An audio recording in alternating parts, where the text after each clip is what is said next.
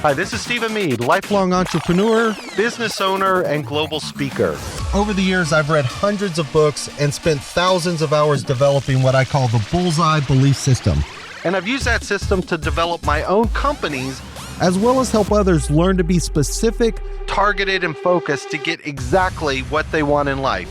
Again, I'm Stephen Mead, and this is the BullsEye Guy podcast. Stephen Mead again, back with another BullsEye Guy podcast. And as always, I like to do tips, techniques, things like that. A lot of times I do a ton of public speaking. I consider myself a professionally trained public speaker, and that's because, again, in my story, I've read hundreds of books, thousands of hours, but we trained on speaking, public speaking, speeches. So what I'm going to do is today I'm going to go through 10 tips on how to be a better speaker. And it's all kinds of fun things. Some are good, some are easy. But to begin with, if you're going to be a good speaker, one of the first things to do, which sounds obvious, but it actually isn't, is you need to be prepared. And what does that mean? Prepared means, how long do you have? Every time I'm given the opportunity to give a speech, I'm always questioned, how long do we have? Is it 10, 15, 20, 30 minutes, an hour? My speeches are like ether. They can expand or shrink based on the amount of time. But if somebody says, oh, you've got about 30 minutes, my next question is, all right, is that 30 minutes total and then QA, question and answer? Or is QA within those 30 minutes, or is there no QA? You know, so again, I'm trying to find out the information. How big's the audience? What's the content or construction of the audience?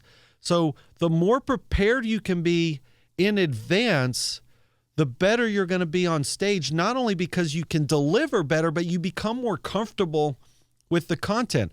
If you think you're walking into some place with 30 people and it's 300, might be a little different, 300 versus 30,000. And I've spoken in all ranges, but just be prepared, ask questions. And the people who are giving you the opportunity to speak actually appreciate that, because it means you're taking interest and you're going to show up and be ready. And so that's tip one. That one moves pretty quickly. The second one, and this again is from hundreds of books and reading, this is actually how you write a speech, but I found it also sort of works when you are giving one. And it's a 3T. It's tell them what you're going to tell them. Then you tell them, and you tell them what you told them. Now, I know that's not proper grammar and that's not proper English, but let's dissect it. It's pretty easy. Hey, thank you so much. Here's what we're going to cover today. We're going to cover a couple of these things. You just sort of set the frame of reference. So you're telling them, here's what I'm going to tell you. Here's the information I'm going to share. That's why books are structured with a table of contents. And often a book has an introduction. That introduction is telling you, here's what you're going to learn through the course of the book. Then the book itself, whether it's a book, a speech, or a speech meaning you write one, or whether the presentation speech, you tell them what you're going to tell them. Then you tell them the content. That's the crux of your information. That's the information you're trying to translate to them. And then tell them what you told them. Again, going back to book format, because we can understand that, it's the summary. You know, so in closing, I just want to say, here are the things. Basically, you're creating the construct of a speech. Again, though, these all sort of stack on top of each other. In order for you to be prepared in the speech, you have to have a direction. You need to know what you're going to talk about, what you're trying to cover. And the tell them what you're going to tell them what you told them helps you create that sort of structure and flow that says, all right, what are my points? What do I want to cover? And if you outline those, it's very interesting, because you can put down point 1, 2, 3, 4, but they may not flow properly. So this moves us to, boy, these are moving quick. I've got all my notes in front of me. I'm going to have to time and stage this out, but we'll be fine. Timing is very important. So when we write a speech, or we think we're giving a speech, when we do it in our head, I do this a lot with PowerPoints. We have to give a ton of presentations for sales. And I'll put the PowerPoints together and I'll move them and I'll create this arc of a story and this structure. And then I actually record it. And that's important, Because the minute you move from an internal vocalization to an actual vocalization, meaning you're speaking that content, the flow and structure just may not feel right. So what you want to do is you want to practice your content and practice your speeches, but not just for content, for a couple other reasons I'm going to talk about. But that's one of the most interesting ones. And we learn that over time is I'll write a speech and I'll have here are my 4, 5, 6, 7 things I want to cover in order. The minute I start vocalizing it, it moves from sub-vocalization in my head to vocalizing, it changes. It doesn't flow right. And I'm looking, Eagle's over here shaking his head. He's a DJ, but I know, musicians and songwriters, they go through this a lot, is you write these perfect lyrics, but then when you sing those lyrics, the timing's just not right. The structure. But until you actually vocalize it, it just doesn't change. It doesn't seem right. So this practice of actually vocalizing it is important. And it's super easy to do. You can just talk it through yourself. You can just read your speech. You can read your presentation. You can read your slides. But just doing the vocalization really helps you create the structure and the order. And then from there, we move to videotaping. And videotaping is a really, really fascinating technique. And it's going to accomplish a bunch of things. And this is sort of what I talk about of structure and order. So I'm going to talk about videotaping, which is important, but I'm going to talk about the reasons it's important. So some of the other techniques and tips I'm going to talk about become much more evident when you videotape yourself. And one of those techniques to work on, very tough to do, takes a lot of time, takes a lot of effort. And I'm using that technique on you right now. Technique is called a planned pause. Planned pauses take a lot of work. You have to pause just long enough for your audience to lean in, but not so long your audience thinks he forgot what the heck he's going to say. And it's a trick. It's a balance. And when we used to do the training, we'd say, all right, we want you to do a planned pause for 1 second. And people would get up in and they're talking and talking, and we'd say, all right, here's your little speech, and it's a 2-minute speech, and we want you to do a planned pause for 1 second. And they would get up there and they would look and they would hit their mark where they're supposed to pause, and they would hit that point, and then they would start talking. And then they would start talking again. And when you videotape yourself in your mind, you think you held that pause for a second. It might feel like 2 or 3 seconds. You're like, oh, I'm a champion. I held that thing 2 seconds. I'm so good. And when you watch yourself on video, you're a quarter of a second. You're a half second. That silence becomes uncomfortable and you panic. And you don't realize that unless you actually see yourself on tape. Now, you can do the same thing with audio. There's a ton of great tools. You can use, screen shares and saves, and there's Camtasia, which gives you a free tool that'll tape you for 5 minutes. But when you practice a planned pause, it's important. It allows you to create emphasis. Your audience will lean in, but it takes effort to understand how to hold it, when to hold it, how long. And invariably, until you get good at it, your pause is not as long as you think it is. Planned pauses are a huge opportunity. The other thing that'll come up on video, and this is a big one. I actually didn't even have it written down in my top 10, so this is a freebie. But it's one of the most important, but it wasn't in my top 10 because I worked so hard on it. It's a thing called crutch words. May not know what a crutch word is. A crutch word is when you're not sure what to say, and you create a word in between each and every syllable because you don't like that silence, and you're not sure what to do, and you think a crutch word. So let me tell you what we're going to do. So we looked at it this way, and so is a crutch word. And is a crutch word. Taking crutch words out of your vocabulary when you're speaking takes effort.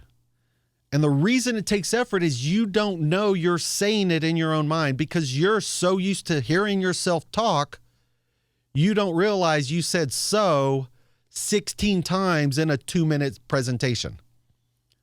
We used to tape people. The way we did our public speaking was really fascinating. It was fun because public speaking is supposedly a more fearful activity than dying or flying. I find that hard to believe, but I thought about it. I was afraid of public speaking in high school. I just was horrible at it. But what we did was cool when we were running the sales training cult. I won't call it a cult, but it was a sales cult. Every Saturday, if you won a certain activity, you became a 2-minute speaker. And your whole goal for a 2-minute speaker was to just be excited. And you came up and we said, all right, you've got 2 minutes to just be excited. And all we ask is that you stay on time. People panic, but we had a big clock. So we're trying to teach people timing. But when you're excited, you can just say whatever, ramble. And if you get done earlier, you get done. Then we would move to a 2-minute topic and start timing and speaking and taping people.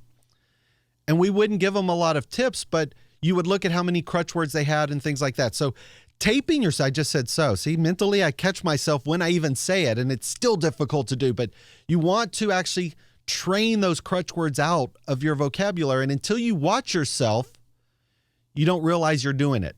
Crutch words are really critical. And I've noticed as well, this one really bugs me lately, and I don't understand why. And I watch this on the news all the time.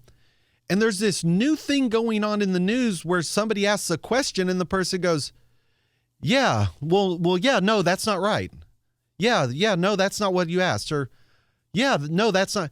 They just want to say, yeah, but then the answer's no. I don't get it. Watch on the news. You'll see what I'm talking about. People will answer. If I ask you a question, is that color blue? Yeah, well, it's not really blue. It's really purple. Well, then it's not a yeah, no. Again, this is just my own personal thing. I've watched this and I'm thinking, where did that come into the lexicon? So crutch words, really important. And until you watch yourself, you don't see it. So the timing of the video does 2 or 3 or 4 things for you. One, it allows you to get the actual timing of your presentation down. 2, allows you to watch and see where your crutch words are, where your planned pauses are. And what's also within there, the subcontext, is what's called voice inflection. If you're talking at a normal rate, a normal speed, if you pause, if you whisper, if you slow down, your audience leans in because they want to hear what you're saying. If you have good content, if not, they're just checked out on their phone. It doesn't matter. But if you're doing a good job, when you pause, when you slow down, change it, people want to lean in. The videotaping allows you to do things that you can't do on your own, and having people watch you in the audience, they're not going to be able to give you that kind of feedback unless they're professionally trained to do it. And if they told you had 15 crutch words in 2 minutes, you're not going to believe it. And there's a great little quiz out there. I can't do it online. Any of you guys want to look it up, go Google finished files. That's all you have to do, finished files. And it's a little box, and it's really cool. And it says finished files are the result of years of something, something, something. And the trick and the goal is to count the number of Fs. F is in Frank. Finished files are the result of many years of something. And so we count the number of Fs. Finished 1, files 2, the result of many years of something, something. And most people count 2 or 3 or 4 Fs as in Frank. Finished and files. The ofs. When we say finished files are the result of, in our mind, we're saying of as an OV, not an OF. People skip the Fs. So they're looking at the same box. There's 3 or 4 ofs, OFs, but they skip right over them because in their mind, they're saying of. They don't even count the Fs. That's why when you tape yourself, the videotape doesn't lie. The videotape translates exactly what you're saying, what the timing is, how long your pauses are, where your crutch words are. Try and videotape yourself. You could do it with your phone, whatever you want to do. Really, really simple stuff. All right. We're up through number 5. So those were our top 5 in terms of just kind of presentation and preparation. I'm going to move forward to some really tricky ones. And by tricky, I don't mean hard to do. All my tips are super easy to do.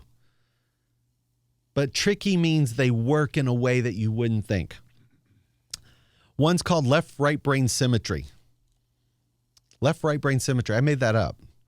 I don't know if that's actually what it's called, but I've always called it left-right brain symmetry because this is really what it is. If you stand on stage, and Hillary Clinton did this, not for this reason, different reason, but again, when you study public speakers, it was fascinating. Hillary Clinton walked up on stage one time, and this was a setup. She walks up, and there's a podium, and in the middle, she's like, take the podium away. I want to be closer to my people. And they remove the podium, and all of a sudden, you have this connection to the audience.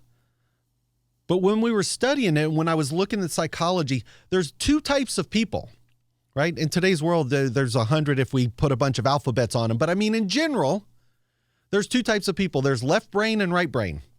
And I could never remember left brain's logic. So here's the way I do it. And you guys want tips? Here's the tip. Left brain is L. Here's your L. Left brain is logical. Right brains are creatives.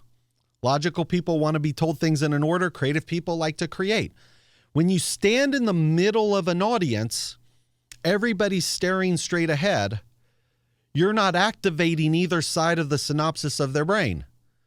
So left-right brain symmetry, and if you watch professional speakers, the Tony Robbins of the world, they do not stand in the middle of a stage.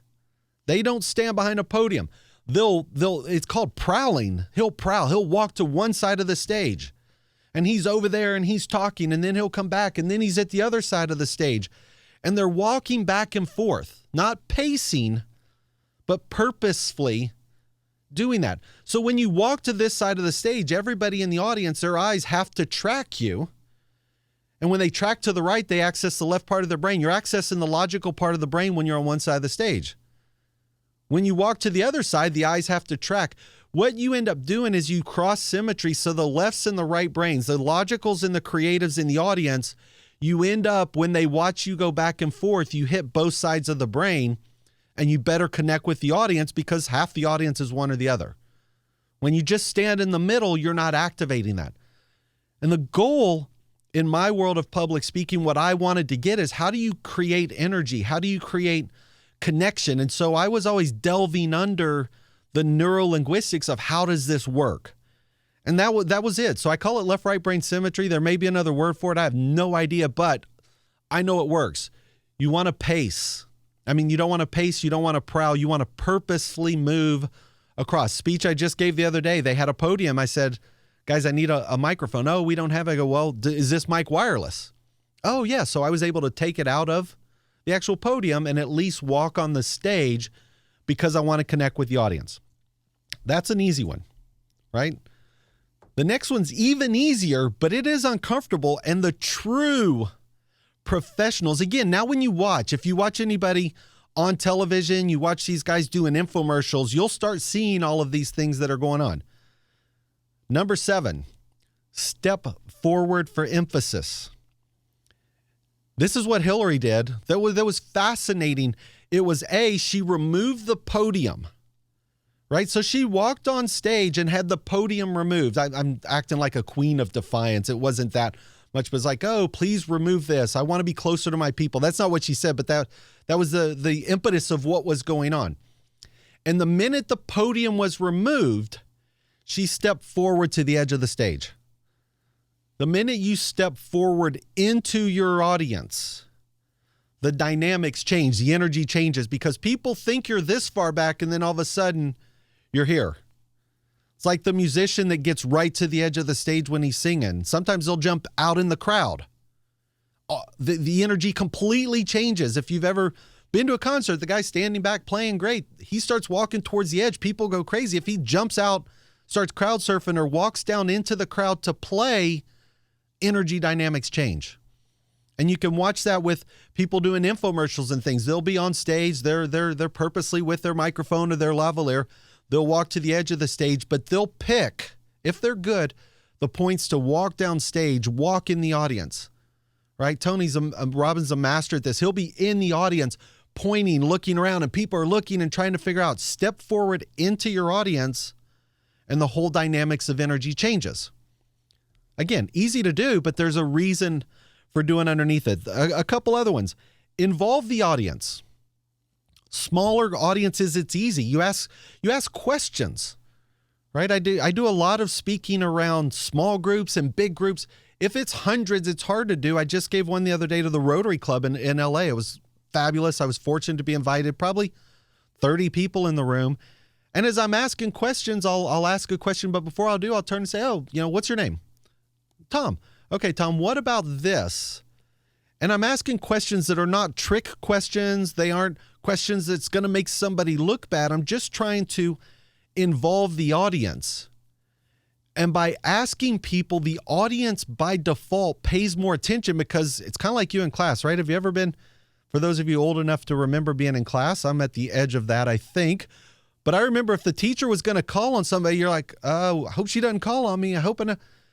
You want the energy level up because invariably what happens in an audience when you're given a speech, and this is musicians go through this a lot as they leave, they're just, oh, I'm so drained. This is so tiring. Public speaking's tough. It's tiring. Takes a lot of energy and effort. But if you understand why, the energy is because there's 300 people in an audience saying, feed me, give me your information. They are sitting there like people with jumper cables and batteries sucking the energy out of you, just saying, give me more information, which is fine. You need to learn how to dynamically flip that energy by tricking your audience. And an easy way to trick them is step forward. That's an easy one. Walk back and forth. They have to follow you, somewhat stay awake. If you ask them questions, they're going to be paying even more attention. If you ask them easy questions, it's even better. So ask questions and call people by name. If it's a small audience, right? For me, it's usually 30 to 50 people. I can remember 3 or 4 or 5 people's names. Tough to do. I've trained myself. Like there's some tips we'll cover at a different time. But when you ask people their name, the whole audience pays attention. Really fun to do. And again, what we're trying to get to is energy. And I'm not trying to be foo-foo about it or weird, but I was studying the energy dynamics of rooms. And ask easy questions is a really easy one to do also. And by easy questions, I mean things that are a yes or a no that most people would get right. When I was doing my other sales training stuff, I had one trick question. It was pretty fun. It's the tornado technique, which is about episode 3. If it was a trick question, I would warn the audience. Say, hey, by the way, here's a trick question I'm going to ask you. And sometimes I'd warn them the trick question had 2 trick parts in it and everybody laughed. But if you ask easy questions, the audience for the most part will answer. I'm going to teach you the real secret trick. This is number 10. The secret to energy in an audience. Now, they all kind of go together. This goes into number 9, ask easy questions.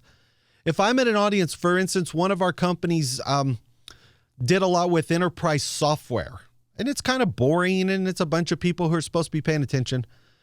But you would stand in the audience and say, how many of you have ever had a garage sale? Pretty easy question for the most part. People have had a garage sale. How many of you have ever stopped at a garage sale or sold something out of your house? Easy questions get people to say yes, but that's not the trick. If you're watching on video, you saw what I did. If you're not, if you're just listening on the podcast, that's okay. There's benefit to watching the video also. When I asked that question, I raised my hand. I'm tricking the audience. Hey, how many of you have ever had a garage sale? And if I raise my hand, the majority of people in the audience are going to raise their hand, either A, because they're paying attention, or B, because I raised my hand and everybody else, they don't want to be left out. So they might have completely missed the question, but they're still going to raise their hand because everybody else did. Ask easy questions and raise your hand. How many of you have been on the internet? Yeah. How many of you know before the internet, there was no internet? Trick question, but I still raised my hand. Half the people did. What I'm trying to do is something really, again, it's obtusely underneath the undercarriage of public speaking. When somebody raises their hand, maybe this is just my own mental perception of it. Not only do they wake up and pay more attention, but in my mind, there's 300-400 people, 1,000, 30,000 people. When they raise their hand, that's waves of energy coming back at me. That's the way I looked at it and learned it on it. Every time they raise their hand, just imagine that's waves of energy coming back. I can leave speaking events and be completely re-energized because I'm stealing the energy from the audience. Not in a bad way. They don't know I'm doing it. Again, it's not even tricking them. I've just learned the tips that says, hey, how many of you like saving money? They're going to raise their hand. That energy is transferred from the audience back to me, which enables me to continue to do a good job for the audience. I don't get bogged down. And a lot of this is mental. There was a great thing we studied early on from Kennedy, back when Kennedy was running for president. This is one of the Kennedys in the 60s, I think Robert Kennedy, who gave amazing speeches. Same person who gave the ask not what you can do for your country, ask what your country can do for you. And there was a biography I was reading about it, and his troop, his handlers were fascinated. They would see Kennedy on the bus in between, and he just looked lethargic and just out of it and just tired. And as he started walking up the back of the stage and the stanchions and up the stairs, they could just see his body rising, and they could see him increasing his energy. And when he walked out on stage, he knew it was his responsibility to deliver for his audience. Wasn't how tired he was. It wasn't how much his feet hurt. It was, how do I get that energy to deliver something that's going to change my country or change my world? And so, not that every speech I've ever given does that, but when you try to reach those levels and try and learn from people, it's how can you increase your energy? How can you tell yourself your own stories to say, I'm prepared. I know what I'm doing. I know my timing. I know my audience. I know my pauses. This is just repetition. Nothing to be afraid of. But then get your audience to participate back with you. Get them to share. Get them to raise their hand. All of these things in conjunction makes public speaking better, makes you better. And I'm going to end on this. With Moneta Pro, our current company in blockchain, it's a little bit of a joke. I like being somewhat self-deprecating in some sense. We've won 8 contests around the world in blockchain, and people don't know what a contest is. Basically, you're on stage, 10 minutes, hundreds of people in the audience. And I would get asked the question, well, why did you win? I'm having problems with my headphones. Here we go. Why did you win? Why did you win? And I said, it's very simple. Number one, we've got a good idea. It's kind of a cool idea. I'm not trying to promote the idea. I said, number two, I am a great speaker. And if you say that wrong, people will look at you and go, well, what do you, and I always preface, I said, well, let me be fair. I worked at this thousands of hours, hundreds of speeches. I know I'm a good speaker. I may not be great, but I at least tell myself I'm great because I want to be great for my audience. So I am a professionally trained speaker, and I know that. And people look at me, I said, oh, but there's a third reason. Because we're in technology. Half the people on stage that I was up against don't speak English. And they would look at me and laugh. Again, we were in technology contests around the world. I'm in Korea, and half the people barely speak English, or they're speaking Russian. I'm up against engineers who don't know how to properly translate their message, weren't fully prepared for 10 minutes, didn't know how to hit their marks. So, yeah, we won 8 contests. I'm thankful for it, but I also know what I was up against because I was prepared. That's what I want from you. If you're going to give a speech, whether it's 2 minutes or 20 minutes or 200 minutes, it doesn't matter. If you do these 10 things and practice them, you will give a tremendous speech. You will build your audience. You will sell what you're selling. You will create a following. Whatever your mission or goal is, these things hopefully will help you. So that's it. Again, Steve and me, this is the BullsEye Guy podcast. Hopefully you liked it. We're at the Groove radio stations, lovely stations here in downtown LA. Anybody that ever comes in or is looking for studio access, there's an amazing setup down here. You should really reach out to us and check it out. For more information, visit the website, thebullseyeguy.com. And tune in as always. We are on iTunes and YouTube and the bullseyeguy.com website. Again, Stephen Mead, thank you very much.